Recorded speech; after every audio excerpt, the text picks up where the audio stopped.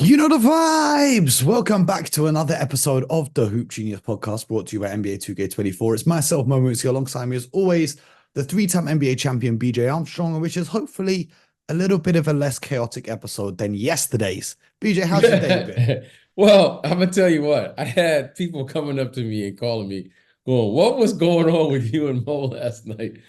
So I don't know if that was good or bad, good Man, or listen, bad. listen, shout out to Ian, right? Ian, listener of the show, one of my guys. He messaged me. He said, Mo, you've ruined my morning. I could not breathe with how much I was laughing at you guys on the That's podcast what I heard. yesterday. I was like, "What happened last night?" I was like, all I kept thinking was, I don't know what was going on yesterday. It was, I don't know, but whatever it was good because I got comments from friends who thoroughly enjoyed it. So I don't know if we can recreate that, We'll but see. We'll see how it goes. We'll see how it goes. But what I will do today is I will get the team names right. That'll be a good start.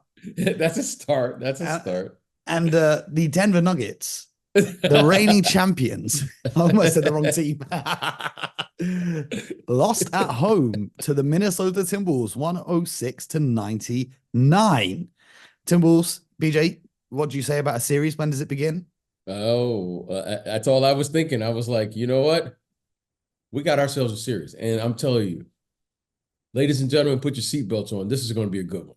This is going to be a great one. You saw two magnificent performances. I mean, let's start with Mr. Anthony Edwards. Let's put some respect on this young man's name. Now, for him to do that on the road against the defending world champions, okay, now we have a series. So we know he's capable. Those guys came ready to play. Minnesota, they jumped out early. Yep. Give Denver credit. They fought back like a champion. They took the hit, fought back, took the lead. And it was, when you say a heavyweight fight, you just saw great plays back and forth. And that young man, Anthony Edwards, was terrific. Nas Reed, wow. Big Okay. Jelly. Big Jelly was special. Sixth man of the year for a reason. Yes, yes. And I want to give a shout out to someone who had 0 points, but I love this effort, McDaniels. Absolutely. I always emphasize this with young players. Don't allow your offense to dictate whether you play good or bad. I thought he was terrific. What he did defensively, I mean, they kept Jamal Murray 0 points at the half. Okay, I know he ended up with like 16 or 17. He always starts slow, though, to be fair to Jamal. Yeah. I mean, listen, Jamal, the fact that you're able to just keep a dynamic score like that, I don't care. Yeah, and the difference between him finishing with 17 points and the difference between him finishing with 25 points, 30 points, it may be the difference in a win and a loss. And we saw that. But Anthony Edwards, BJ, players 22 or younger to have back-to-back 40-point games in the playoffs. Anthony Edwards and Kobe Bryant. And I wanted to get your opinion on this. With the exception of the great Kobe Bryant, have you ever seen a player in the NBA come this close to playing like Michael Jordan? Well, I'm going to take a different route here because I always like to see people, players in particular, what we're talking about now, be the best version of themselves. I don't like to compare, say this person reminds me. I think that's just lazy. Anthony Edwards is dynamic. Now, what I love about him more than anything, very rarely, Mo, do you see this. You see people start a fight, but very rarely can you see or you'll witness someone who can finish a fight. Now we talk about Drake. Are we talking about Drake? That's another conversation. This young man, Anthony Edwards, he's a finisher. He understands the assignment. He did not let up. I love the fact how he set the tone. He set the table for everyone else to participate during the middle of the game. And then in the fourth quarter, Mo, he finished it. Okay. No matter what Denver threw at him. Yeah, that's what I'm saying, Mo. Like, now, what I will say is he has a knack for really understanding what needs to be done at a particular moment during the course of the game, and he delivers. Now, some players just have it. He shows up at the most critical moments of the game. He doesn't take the shot. He searches it. He understands what's asked of him, not only on the offensive end, he understands what he needs to do on the defensive end. And wherever he needs to be, he'll guard Jamal Murray, he'll guard Michael Porter Jr., he'll guard Jokic, he'll guard every he'll guard you, Mo. He'll guard you if he needs to. He will do whatever is necessary. It also doesn't matter who's guarding him. They start off with KCP. They went with Aaron Gordon. It doesn't matter. They throw two at him when he's got the ball. He moves the ball, relocates, gets it back. It doesn't matter. And you know, I was watching him tonight. You could tell a guy who just has a game and he just plays off of his raw ability. He attacks Aaron Gordon different than he attacks Jamal Murray, who attacks Michael Porter Jr. He attacks Caldwell Pope. He attacks you, and he understands what he is capable of doing against every player that switches off on him. And the most beautiful thing about this young man's game, which is very hard to do, he is a willing passer out of the double team. Now, his passing is massively improved. Now, Mo, and listen, what is he? 22? 22. Now, I'm going to say this about him, and I want to say this because it's not very rare. It's very rarely that I can say I see something that's evolved. At the same age, he's better at that part of the game than the people that you just mentioned. And Mo, and that to me is the scariest part of his game. He is a willing passer. I think those other guys learned what they had to do because they were just such dynamic offensive players. Mo, he willingly will accept the double team and make the right play. That's very, very, very hard to do, Mo. It's like sometimes you'll find a guy who will pass the ball, but he doesn't know how to accept a double team. He understands that part of the game. Like, to me, he's like elite as a guard. It's not like he's a 7-footer like Shaq. He can see over the defense. He understands how to drag people out, get them out of position, and the other guys can have the space to operate. So I give him credit. I don't want to be lazy and say he reminds me of such and such. But what I will say, at 22 years of age, I don't know how many players have been this comfortable being the number one guy and doing the right thing as far as passing and incorporating the other guys on the floor. That, to me, is what makes him a fascinating player. Now, the next step is he's got to win, put together a string of, whatever he's supposed to do. But he was simply sensational, and I loved his ability to finish the game and what he did for his team. So I'm fascinated by this. And he did this against the reigning champs, finals MVP. But what jumped out to me, even more so than his offense, because I'm just a nerd who loves defense. Score. Okay, I'm watching the defense, BJ. I'm really watching the deep, because there's a lot of guys in the NBA who can score, but there's not a lot of guys who can guard. And there's not a lot of guys who are what we would call top 5, top 10 offensive players that you would also say are great defenders. There's not many of them in the NBA. Anthony Edwards was living in Jamal Murray's jersey every time he guarded him. The perimeter defense of the Timberwolves, McDaniels and Anthony Edwards leading that challenge. And then Rudy Gobert on the back line, blowing up everything. So they started with Cat guarding Jokic and Gobert sagging off Aaron Gordon, able to give some help. And then there was possessions where Gobert would guard Jokic, and Gobert was just blowing up so many of the actions. That little 4-5 lob that destroyed the Lakers, where Jokic, the 5-4 lob by Jokic. Where you put Aaron Gordon in the dunker spot, which is, he's an elite athlete, so you can play over the top. It was very hard to play over the top of Rudy Gobert. So I give the coaching staff credit of saying, we know we can take away or challenge something. Yep, and there's possessions where Jokic gets past Rudy Gobert and he's met with karl-anthony Towns. So it's another 7-footer. And then Naz Reid comes off the bench and he's picking up Jokic even higher up the court. And it looked like one of the first times I've seen a team, I think Kenny Smith said this after the game, this is one of the first times I've seen a team speed up Nikola Jokic. He was having to be playing at a tempo which was quicker than the pace that he usually plays at. And this is my concern for Denver now in this series, because off the bench, it's not huge numbers, but Reggie Jackson and Justin Holiday, Christian Brown, they played great off the bench, especially getting back into the game in that first half.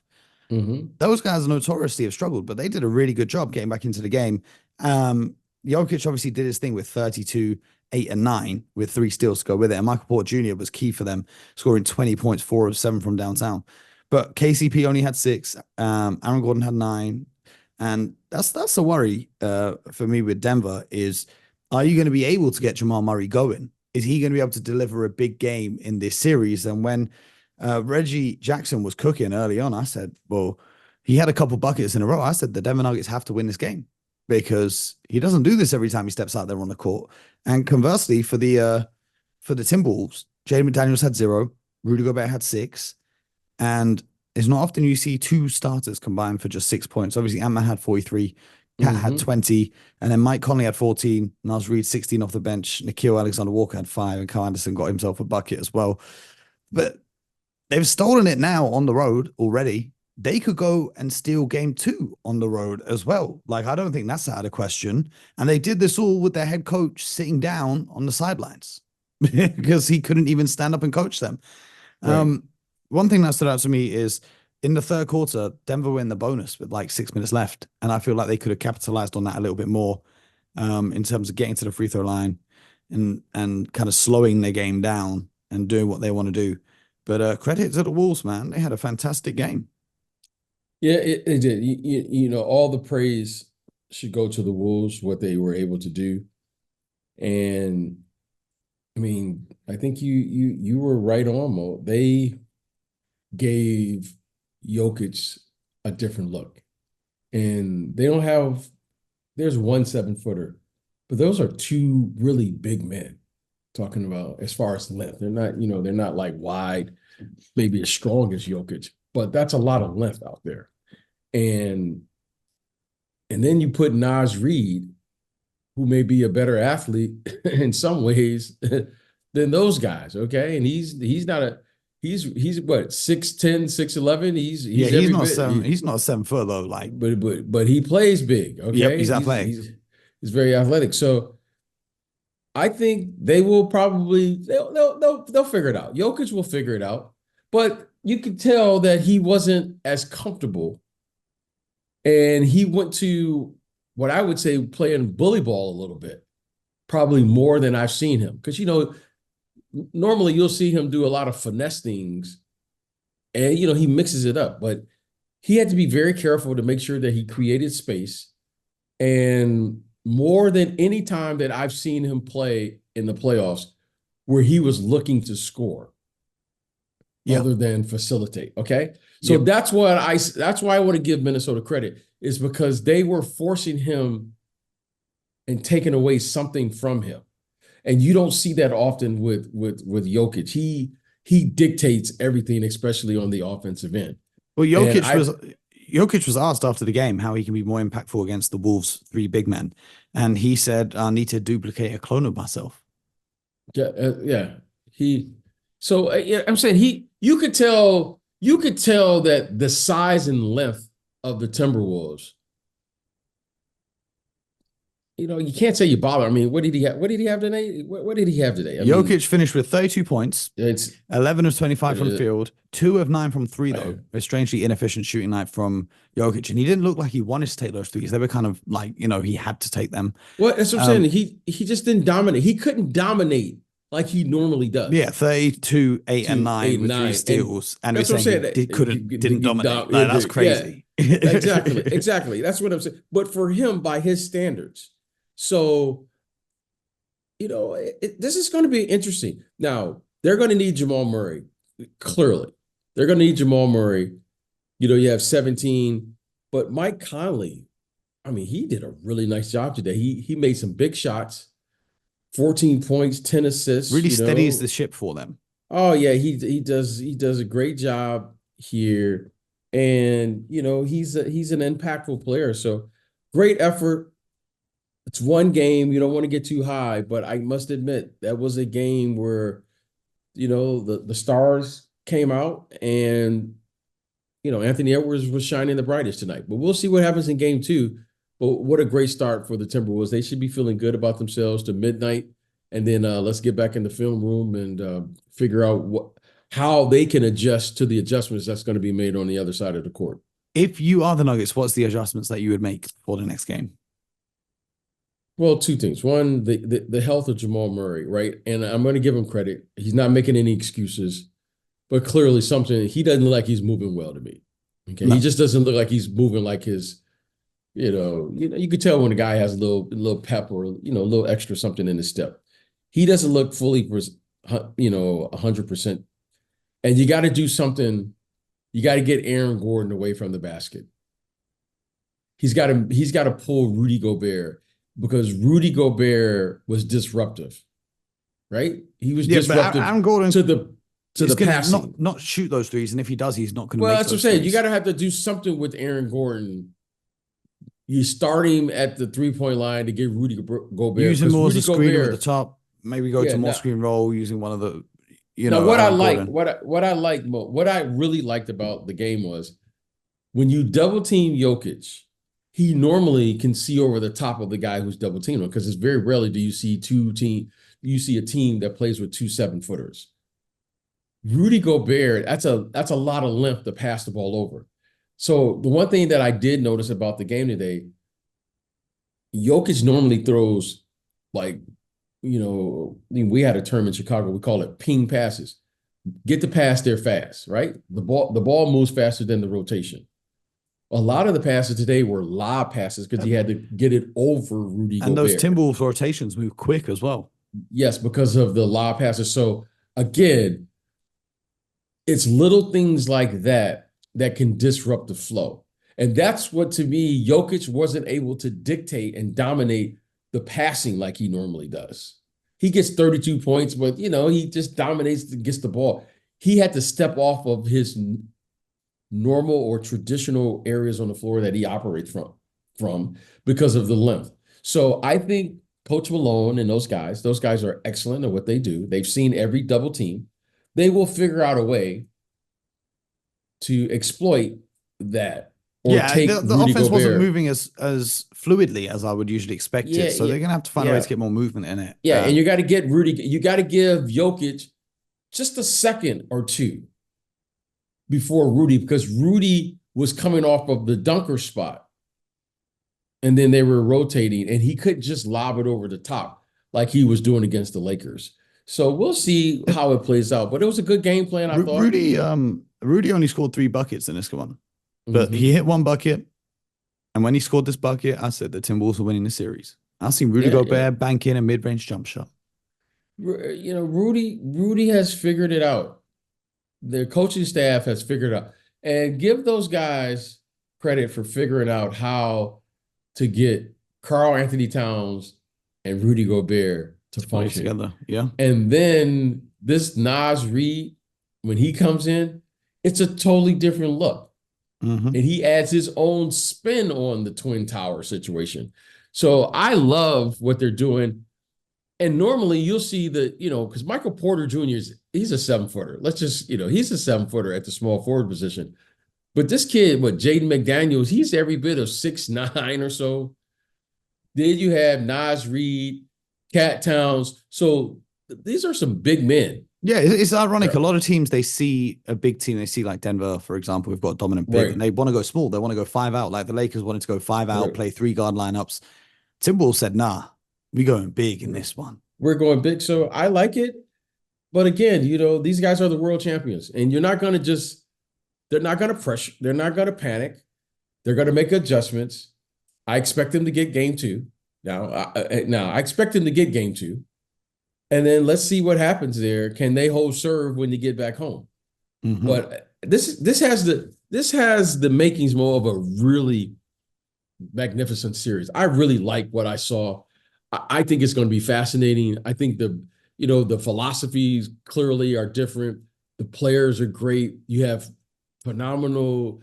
I think the coaching was terrific. I really enjoyed the game, and it was a nail biter all the way to the end. So Game I can't 2's wait on for Monday game night. 2. Yeah, I'm looking Yes, forward to it. Game 2's on I Monday really night. am. Before that, we have the Orlando Magic and the Cleveland Cavaliers in Game 7. We spoke about that yesterday. Woo! Have you changed your mind, or are you still rocking with the Magic on the road? Well, Mo, I'm going to say this. This is why you play in the regular season to get home court. Now, Yeah. I'm just going to stick with my principle, which is Cleveland is going to win the game. I want to ask you However, this. I'm rooting for the Orlando Magic. Okay. And the reason I'm rooting for them is because you want to hear the song on TikTok. Yes, I want to hear the song. I want to hear you. I want to hear you go crazy tomorrow. Yes. But I'm sensing that they feel they can win this game. Yeah, so I wanted to ask you this. Now, after the first 2 games where the Cleveland Cavaliers handled business pretty easily, right? The mentality, I heard Paolo talking today, and he said, we knew after the first 2 games, if we want to win this series, it will be in 7 games. Whereas the Cavs, after those first 2 games, they probably thought they were on for a sweep. So do you think mentally the Magic are better prepared for a Game 7 than the Cleveland Cavaliers are in the way that the matchups have gone? Well, Mo, I like to stick to the principles of what a championship caliber team thinks like. Anytime a series starts, Mo, a champion understands it's going 7. I'm prepared to do whatever I need to do to advance. Now, I don't know if that was the mentality of the Cleveland Cavaliers. They certainly are playing like they certainly played like that was their mentality. Like, oh, we won the first 2 games easy. This will be over. And if Paolo said that, and that was their mentality, to me, that was the right approach to the series. I think this team has a chance to win Game 7. I think they have the momentum. I think they have the confidence. And the team that you saw in Game 1 and 2, that's not the team that you're seeing right now. And they're playing to win now. I mean, Mo, when you can go back and you can get a game 6 on your home court, that's not an accident now. Mm-hmm. So they were going back home like, okay, we're coming back. The home team is held serve every time in this series so far. However, we'll see what happens in Game 7. I don't know if Gary Harris will be back healthy to be in that lineup, as he wasn't there for the last game. But BJ, I'm rolling with the Magic. And I'm rolling with the Magic because the Cleveland Cavaliers ducked the 2 seed because they didn't want to see the Sixers or the Heat. So they lost the final game of the season on purpose. And I don't believe that karma will reward them for that. Whereas the Knicks were not afraid of the 2 seed and they're comfortably sitting in the next round, waiting to take on the Indiana Pacers. So I'm believing in that. It's a mentality thing. Yes. The Magic, they're here for it. The Cavs were ducking smoke. Let's see if they can duck it in Game 7. Well, I agree. So I like I said, I'm rooting for the Magic, just because I see that this team believes. I don't think Cleveland is playing well. I don't think they're confident. I'm not rooting like a fan, like I'm rooting against a team. When I say I'm rooting for them, this team believes, and I see the momentum in their locker room. Mo, they had a chance to win Game 5. You know what I mean? Like they did indeed. And you keep knocking you keep knocking at the door. Well, I think eventually a door is going to open. And they won Game 6 and they withstood a 50-point effort from Donovan Mitchell. They withstood a 50-point effort and still won. So I like it. I just think the Magic they have big momentum now rolling down the hill. And I think, I could easily see this team winning by double digits. And that's crazy to say. But for Game 7, that's very crazy. For Game 7, yeah, that's crazy to say. But you know what? It just seems like something could happen for this team because they're so young. They don't even know what they're doing. They don't even know that they're playing in the Game 7. They're like, oh yeah, Game 7. This is like a first time for them. They don't realize they're playing with house money. Yes, they are. There you go, Mo. They're playing with house money. Yeah. yeah, that's that. That's that. I'm looking forward to it. A nice early tip off. Unfortunately, I don't think we will be able to do a watch along because of schedules and whatnot. However, we should Right. get one in the playoffs. There'll be more Yes, opportunities to yes, do more yes, watch yes, along. we So don't worry, should. stay tuned. BJ, did you enjoy Star Wars today? Did I tell you that? Yeah, I'm you said sure it I on the did. show. You Yes. told the whole world. Oh, yeah, I did. Okay. Yes, I enjoyed it. I enjoyed Star Wars. I went with my youngest son, little father, son, and it was great. Well, it was great. We sat there, we watched Darth Maul, we saw Anakin Skywalker, we saw, oh, it was just beautiful. It was beautiful, Mo. It was everyone in the theater clapped and cheered after the movie was over. And we were right there. All the, people were dressed up in their costumes. It was outstanding. I should have taken a photo. We had our Star Wars stuff on. It was great, bro. It was great. That's so It was wholesome. great. That's wholesome, Oh, man. it That's was wholesome. you know what?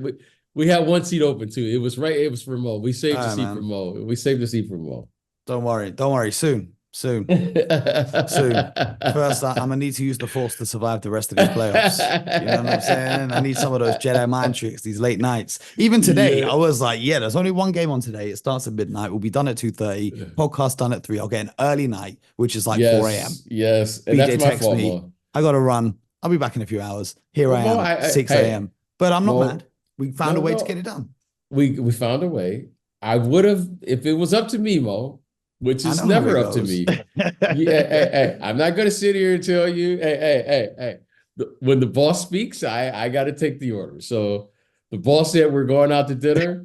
The boss said it's a family time. You did the kid stuff earlier. Now it's my time. I said, well, I got to tape with Mo. She said, Mo's a good friend. He'll understand. I said, yeah. So Mo, I thank you. Yes, sir. Yes, sir. Well, I had a great evening. I did watch the game, and then I was Yes. playing some Top Spin 2K25, which is a new tennis game from 2K who make Oh, the NBA game that sponsors us. really? And it's unbelievable. BJ, I used to be huge on tennis. I used to play a lot of tennis. Oh, really? Um, Okay. I didn't know that. I'm huge on it, and the game is very addictive. So that's how I spent my wild Saturday Shout night out to 2K. Shout out to every 2K, time, each and every Shout time, out. each and every time. But Okay. until tomorrow, BJ, I'm looking forward to it. Nice early game, hopefully early Yes. podcast, early night, maybe No, potentially. it's no hopeful. We're gonna get that done. We're gonna get that done. I'm gonna talk to the boss this evening and I'm Good gonna luck do in that my part, meeting. Bro. Good Yeah, luck in yeah, that good luck. meeting. That's all I can say. Just, make sure human resources are on your side. That's pretty funny. That was really Yes, funny. sir. Well, if you guys enjoy the show, make sure you subscribe, YouTube, Spotify, Apple, wherever you get your podcasts from. We'll be back tomorrow with another one breaking down the best 2 words in sports, Game 7, right here on the best podcast in sports, the Hoop Genius podcast, brought to you by NBA 2K24. Don't miss an episode. And most importantly, until next time, get buckets.